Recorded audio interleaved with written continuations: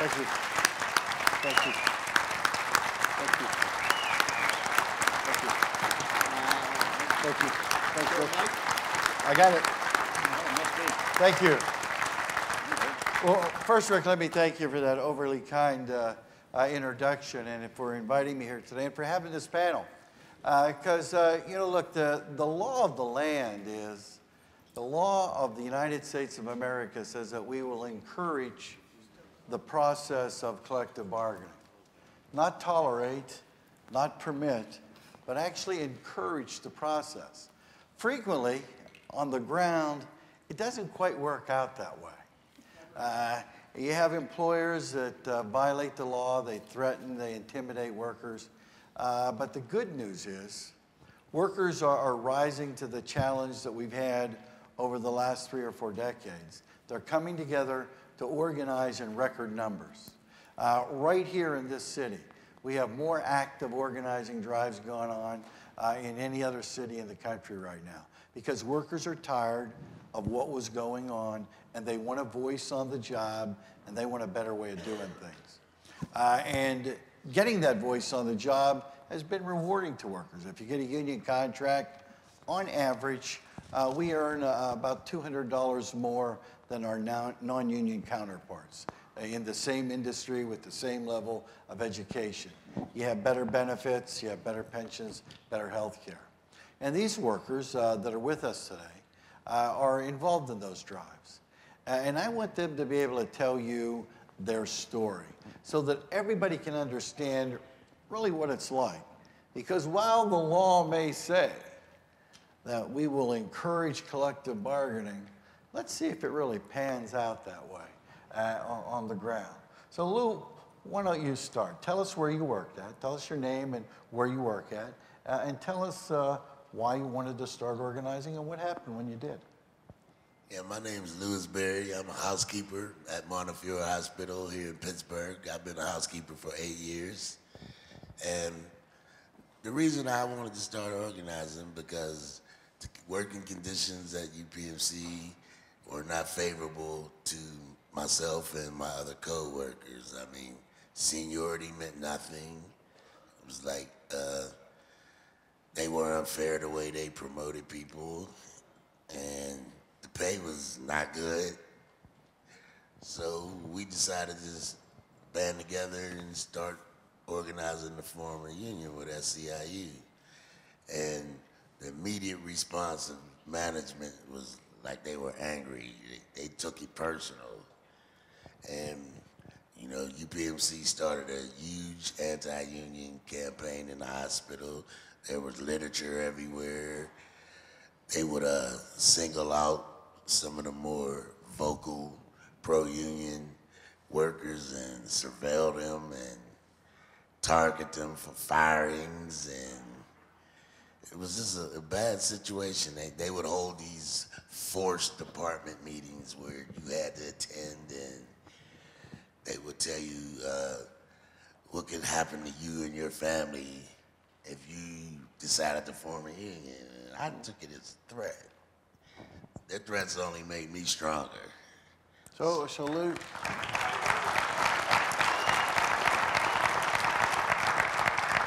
Lou, is it true that this hospital is actually putting up on the monitors in each one of the rooms anti-union ads talking about why it was bad to be in a union in the hospital room to the patients?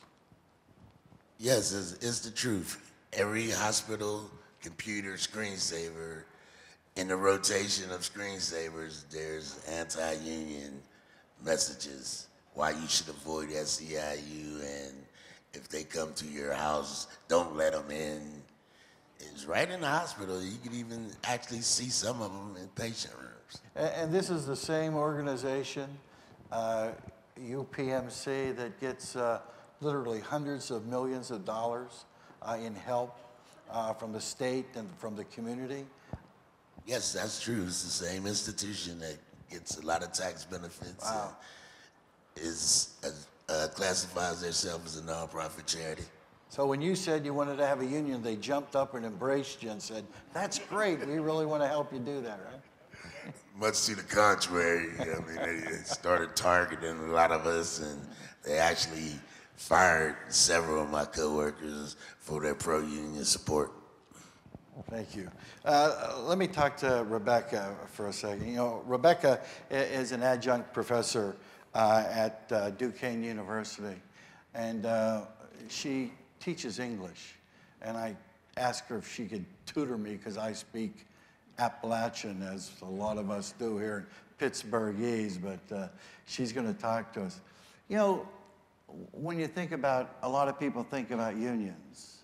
They think about coal miners and steel workers and auto workers and industrial workers. They don't think about the need for a professor to have a union. So why do you and your colleagues want a union? Well, I appreciate your remark because I'm not supposed to be here because I'm a professional. What that actually means is I have no job security at all. I can be fired at any time. We have so-called contracts, but if our courses don't fill up, we can have a course canceled the day that it's supposed to start. For the work that I do, which is identical to a regular tenured professor, I get paid about 20% of what that person is paid. And I have no benefits of any kind. We do a lot of free work. We develop whole courses, which is almost like writing a whole book. We teach really hard. A lot of us really love what we do, which, by the way, explains why we're so either crazy or stupid. I'm not sure which one it is. But our working conditions are appalling. We don't even have a sense. I think the worst of it is that we don't even really have a sense of ourselves as workers because we're so fragmented. We don't see each other. We don't have offices to work in together. We just kind of drift in and out. And according to the president of Point Park College, University, where I work, we don't really need the jobs we have because we're busy being professionals in other fields too. That's usually not the case. Many adjunct professors have 2 and 3 and 4 jobs. They run around like mad. And when they've worked all those courses, trying to be professors to all those students, they make on average about $16,000 or $17,000 a year. The pay per course where I work is, there's a little variation there, but most of us make around $2,200 a course. And we're allowed to teach up to 3 courses a term, and usually not in the summers, so do the math. I don't know that that makes me a professional. I sometimes ask myself, why am I doing this? And the answer is, I was trained to do it, I love to do it. When I walk into my classroom, the students don't know that I'm an adjunct. They just know that I'm their teacher. And it's wonderful. And I would like to get the respect, just a little respect, for what I do, and for that reason, adjuncts at Duquesne, at Point Park, all over the region and all over the country are working with unions, in our case with the USW, who have been wonderfully supportive of our effort, and we are going to change things, and we are going to call ourselves workers, which we are. So, how long have you been an adjunct? Almost 20 years. 20 years. Ask me why. And let me ask you this. Management has a way of reminding you of putting you in your place once in a while. You told me about this earlier. Why don't you tell everybody what they say to you? Well, if you do raise your voice, which I did because I'm not shy, and I felt as if I were the colleague of the people in the faculty and even the administration, and I asked about the possibility that I had heard they were working on, that some of us who were really members of the faculty were invited back year after year. The courses are there, and we thought maybe we could get a different status that wasn't quite so basic. And we were told, we don't guarantee you anything. What group? You want 3 courses to teach. If the 3rd one doesn't fill, too bad. And by the way, for those of you, all of you who are involved in these organizing activities, please know that I was in a meeting with others, with USW people, and with Jack Shea of the Labor Council, with the president of Point Park University. And his take on all of us is that the USW is using intimidation tactics. The usual. That we're the ones who are being the intimidators, or we're being dupes of the USW, who are the ones doing the intimidating. USW being the Steelworkers, United Steelworkers. Yes. Good. So we also have a person, or an employer that doesn't even pretend to be nonprofit. That would be the casino at the Rivers. And we have a couple of workers here. Meredith, how long have you been working there? I've been working at the casino for 2.5 years. I'm a banquet server. What are you? I'm a banquet server. Tell me what it's like there. You know, it's a good job. We've been trying to get a union there for the past, we've been public for the past year. We have the competitors in the region, our union, and they make quite a bit more than what we're making, which is one of the reasons. And also job security. I've seen a lot of my coworkers fired in the time that I've been working there. There's a really high turnover rate. And after management found out that you were trying to unionize, what was their reaction? The immediate reaction was kind of, they freaked out. We came in, we announced ourselves very openly, and went to our team dining room, and the immediate reaction was all of the management, upper management, came in to see what was going on and swarm and watch us. So, and since then, it's been, you know, we've been acting as a union. We've actually been able to, our coworkers, we've been able to act as a union. We just haven't been, our employer has not recognized us as a union as of yet. But we've been delegating on issues, we've been winning. So the management has come to, you know, realize that we're sticking together, which is a really good thing. Been any intimidation, any threats, any firings in the unit? There's been several firings. In the beginning, there was a lot more intimidation. Managers following us around, surveilling us. There's, you know, some rumors that have been started and things by management to intimidate people from signing union cards. And, you know, a lot of lies have been told. There was a poster that was put out immediately after we went public, telling people not to sign a union card and to keep their hard-earned cash. Have they had, in many organizing drives, management calls workers in on a one-on-one session or for a group meeting where they get to talk to you, but you frequently don't get to talk back at them. Did that happen at the casino? I'm sorry, could you explain that again?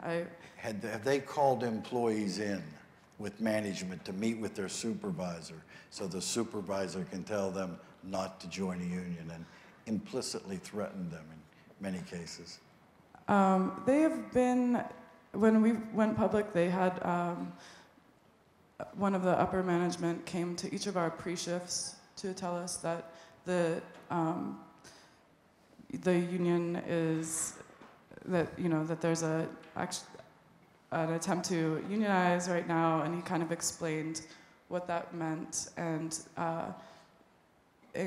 told everybody that it had employees at the casino had attempted to unionize in the past, but it had been something that they've chosen not to do in the past. There were two efforts to unionize at this casino since it opened, and there were intimidation, like extreme intimidation tactics, and they were able to squash those efforts.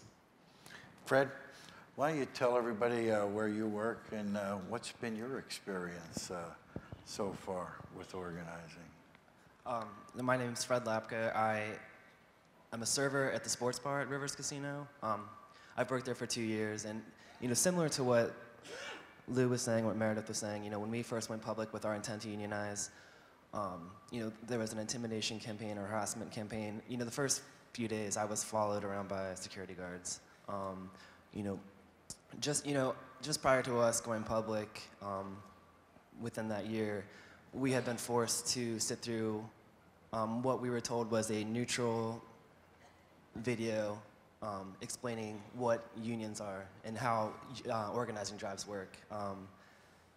And this is a video that has been shown. I know it's been shown at other workplaces, similar videos. I know that Target and Walmart show.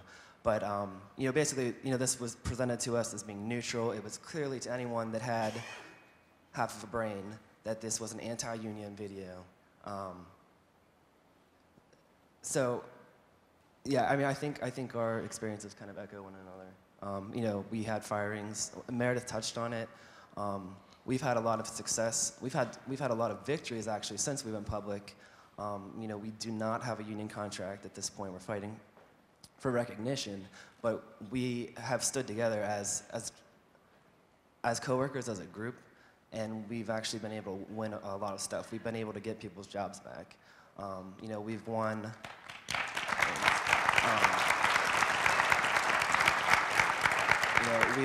We've won sick days. We've won holiday pay.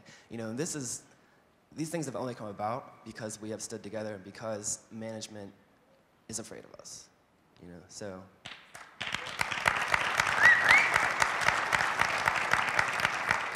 So, how many people were fired? We had, I think initially there were six of the workers who were involved in the organizing drive were fired. We were able to bring back one guy who works on my department. So, yeah. And you were able to get them back to work? Back to work with back pay, which is hard to get at the casino.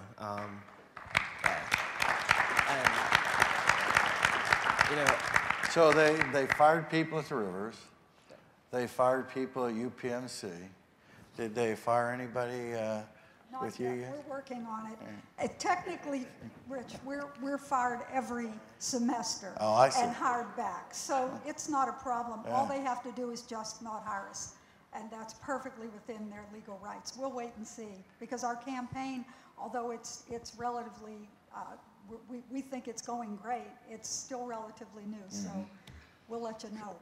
And again, they say to you every time you get a little uppity or ask for fair treatment or get out of line, what do they say to you? Nothing's guaranteed? Nothing is guaranteed. When you're an adjunct professor, you have absolutely no rights. You have no job security, none. You work term to term. You take as many classes as you're given, up to 3. You cannot make a living wage. And the interesting thing to me is, especially as a woman worker, I have long believed in the slogan, equal pay for equal work. And that isn't just a gender issue.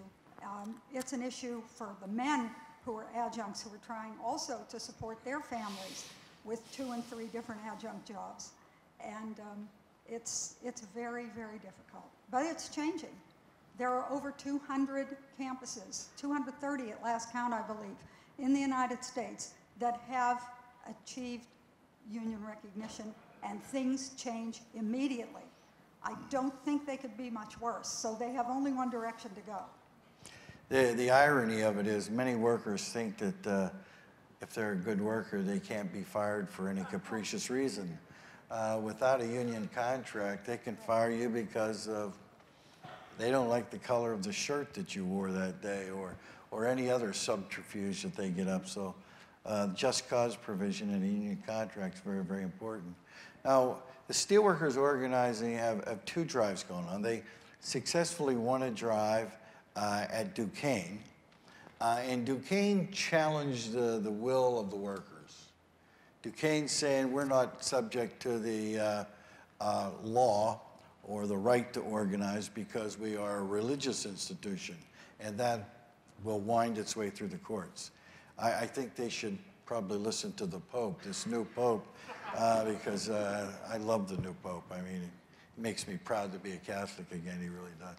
And then you're organizing at Point Park. Yeah, good.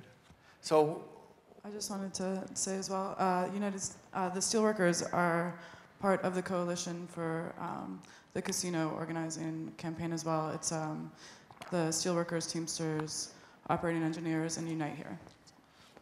So, Lou, tell me something. What was the biggest surprise that you had? I mean, you knew that conditions weren't right on the job. You weren't being treated fairly. You knew you wanted a voice on the job. You knew that you deserved more for what you were doing. You work hard every day, and you make a lot of money for, well, they're, quote, non-profit. So I guess you don't make a lot of money. Somebody gets a lot of money, but it wasn't you. So what was, and you expected to be treated fairly, I guess, in the law, pay the law. So what was the biggest surprise that you had when you started into an organizing drive and said to management, look, all we want's a voice on the job? My biggest surprise was that UPMC being a nonprofit charitable organization, that they were so blatant with the anti-union. I mean, they had no shame. It was like they would stop at nothing to make sure that the workers were completely intimidated. And that really shocked me. I expected better than they showed me. By the way, UPMC, who lives and dies off the good nature and the support of the community, right? They have linked into the National Right to Work for Less website, and they have it websited into their system, their internal system, with those non-union ads that they keep blinking up on the monitors. Did you get to see those ads? Yeah, I've seen several. I didn't like them much. Shocking? Yeah, it was. But then, knowing UPMC the way I know them now, it's not shocking at all.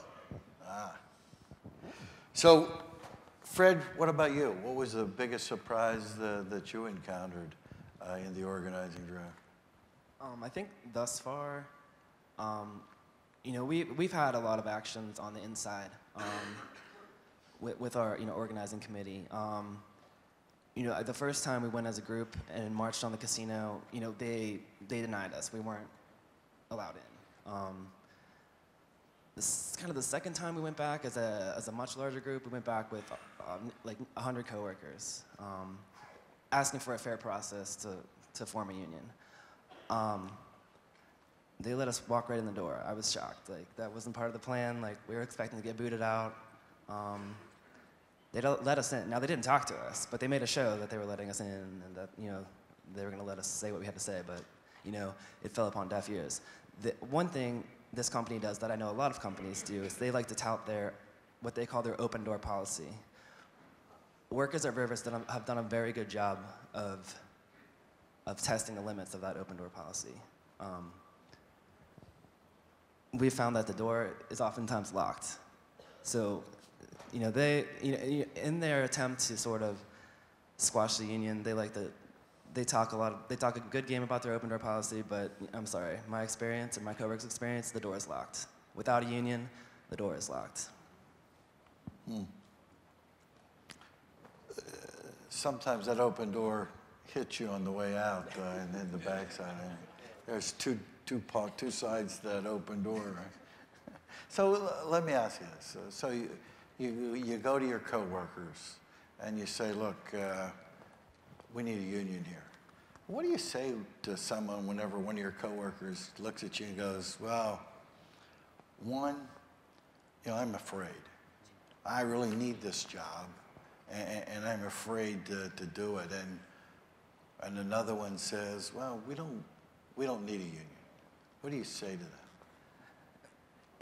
you kind of have to tailor your answer to the person, you know, and I think me and my coworkers do a really good job of knowing our people. You know, and you're absolutely right. I mean, those are the big two issues is, you know, people are afraid. So it's talking to them and countering their fear. Why are they afraid? The law protects them, right? Right. Because I think most people are aware that the law does not work for them, you know, and that our company, like many companies, acts above the law. Isn't it true that most people want their employer to like them? The employer has a lot of power over you, decide, and they're afraid that they'll lose their job, right? The employer will illegally deny them their job.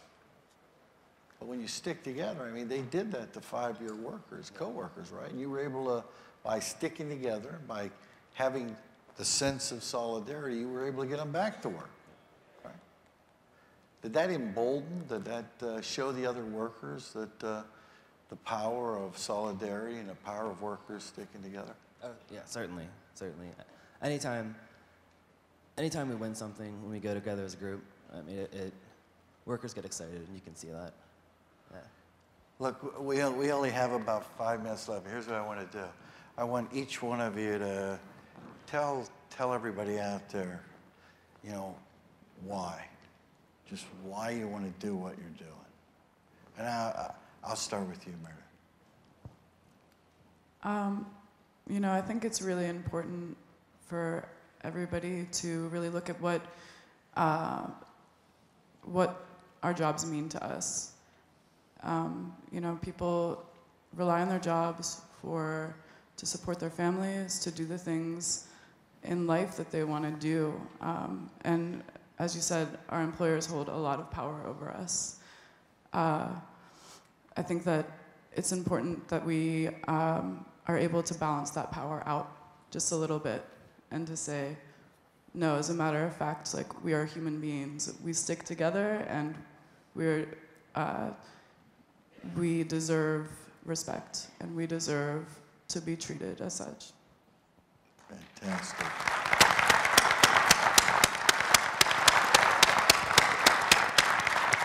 Rebecca? I don't think I could say it better than Meredith. That was beautiful. Thank you. We all feel that way, and our jobs mean so much to us. My job is educating young people. I think it's really important. I'll just add one thing. I was raised in McKeesport at a time when this was a union town. And it's been disheartening over the years to see the anti-union sentiment that has crept in, not just as propaganda coming from the corporate boardrooms. We can expect that. But when it seeps down into the minds of our fellow workers. And I have been just so heartened by the efforts that are being made, not just among the workers that are adjunct professors, but among you folks too. And to see that turning around, to see union membership growing, I don't think there's anything, especially in an economy like ours, with the money concentrated at the top, with the power, as Meredith mentioned, concentrated at the top, that is more important right now to all of us than union solidarity. Thank you.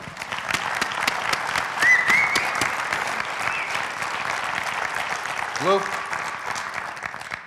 When I started, it was mainly to get better wages and a voice into job for my coworkers and better health care, better benefits. But as it went along, I mean, UPMC is the largest employer in the state of Pennsylvania. And other companies look at UPMC and follow their lead.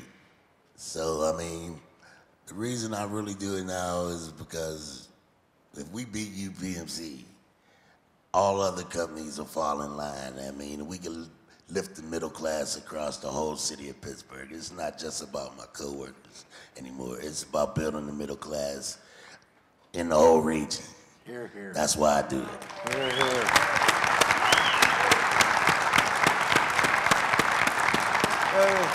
But I'm a little confused. UPMC is the largest employer in the state, but they told the city that they don't have any employees. How does that work? I don't know, 62,000 employees in the state of Pennsylvania. That's more than an employee or two. They have quite a few. I think Pinocchio and UPMC have something in common here. Fred? You know, I think very simply, you know, on one level, we're doing this for better wages, we're doing this for job security, we're doing this for respect. But on a much higher level, we're doing this because we know this is the right thing to do. Quite simply.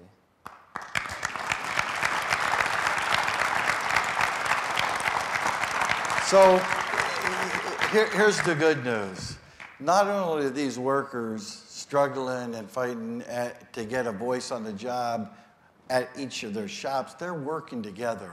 And the whole labor movement in the city has really come together more than it ever has before to help workers, no matter where you work, whether you're a, quote, professional, or you work in a laundry, or you work anywhere else, at a casino, or you work at UPMC, we're all coming together to help those workers get exactly what you talked about, Meredith. A little bit of respect, and a little bit of dignity, and a fair share of the wealth that we produce. And you only get to do that when you have a union that can do exactly what you said. It really was beautiful. Balance out the power of the employer with the workers so that you come to the table as an equal voice. Remember these employers, remember these workers, help them. We'll all join together, and we'll have a big party when we sign our contracts at Robert Morris and at the casinos and at UPMC, right? Give these workers a great round of applause. Thank you. Thank you. Thank you so much. Great job.